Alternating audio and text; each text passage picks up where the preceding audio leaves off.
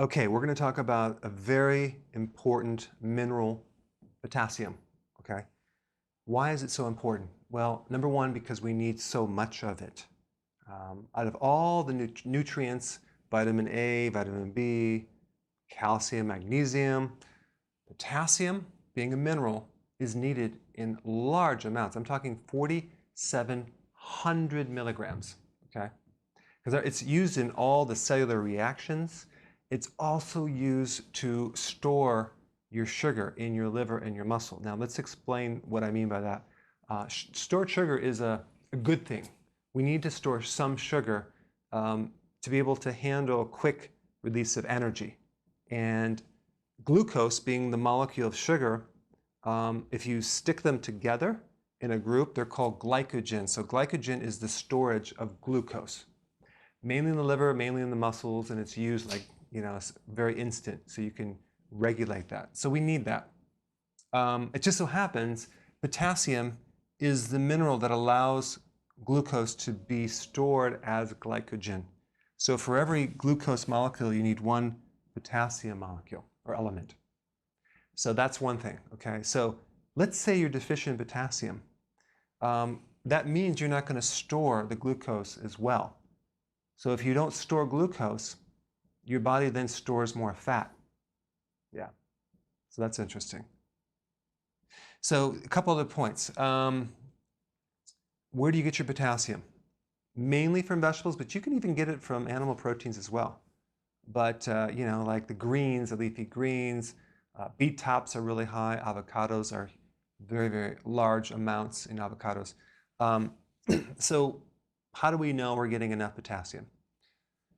Well, 1 cup of greens, vegetable, or salads, on average, equal 1 ounce. Okay, 1 cup equals 1 ounce, and you need 4,700.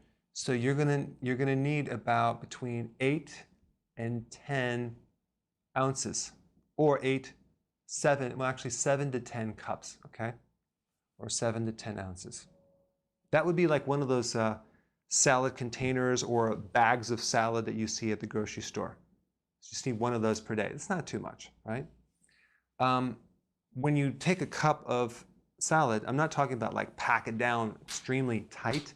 Just kind of like put it in there, like a good handful. That's like 1 cup or 1 ounce. You need at least 7 up to 10. I consume more than that. I consume probably 20. So it doesn't hurt if you have more, because the kidneys will also get rid of anything that's too much, especially when it comes down to potassium. A lot of people supplement potassium because it's hard to get the potassium, and they get it straight into the body. And also in certain conditions, you need more potassium to improve these conditions. One is rheumatoid arthritis, big time. If you go up into the 6,000, 7,000 milligrams, you can really put those symptoms in remission. Another one is diabetes or insulin resistance. Why? Because insulin does control. It's like the door that allows potassium to go in the cell. So insulin controls the level of potassium. And when you have insulin resistance, you can't pull that potassium in the cell. So if you don't pull potassium in the cell, you have a lot of problems. To make a long story short and make it really simple, if you increase more potassium in the diet, you decrease the stress on the insulin dysfunction, you decrease the need for insulin.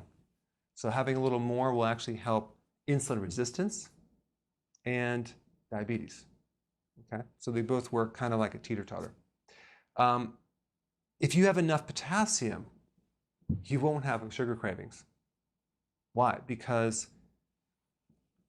you're going to store the sugar, and you're going to have better blood sugar levels, because potassium stabilizes blood sugars, so you don't have this dip down. So potassium helps blood sugars, insulin dysfunction, and cravings for sweets. If you crave for sweet, we know you're potassium deficient, so we need more potassium. When I consume a meal, I always have the vegetable first, not at the end of the meal. Why? Because I've experimented. If I do the protein first, I tend to will keep eating more and more protein. There's like no turn-off switch.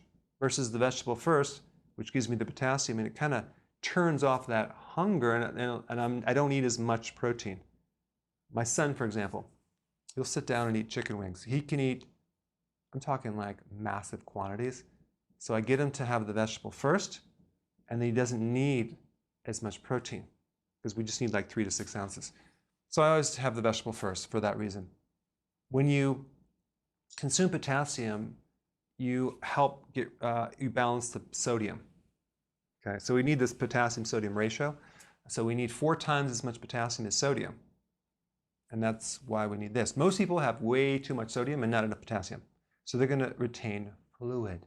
When you have low potassium, you retain fluid, and you're salt sensitive, high blood pressure. If you take potassium, your blood pressure comes right down. It probably is, in many cases, the cause of high blood pressure, low potassium. Now, as you do a ketogenic diet, that's real low carbs. It's low carbs, and you're going to dump a lot of fluid. Because one thing is that carbs, especially refined carbohydrates, sugars, cause retention of fluid. Okay? Because when you consume carbohydrate, you also deplete your potassium. So when you have like cakes and cookies and sugar and donuts and breads and pasta, you're automatically depleting the potassium. Now, why is that? Well, because in nature, sugar cane is probably one of the highest things with potassium that you could consume. Not one of the highest, but it's very, very high. Okay, so there's a lot of potassium in sugar cane. But what they do is they refine it and they get rid of the potassium and other minerals like iron into molasses, and they put as white refined sugar and brown sugar as a really depleted potassium deficient sweetener.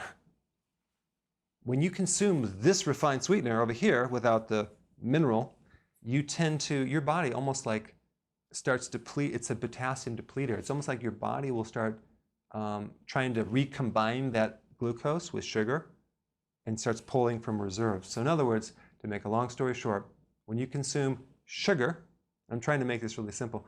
When you consume refined sugar, junk food, you're depleting your potassium, and you're increasing your sodium, and you're increasing your fluid retention.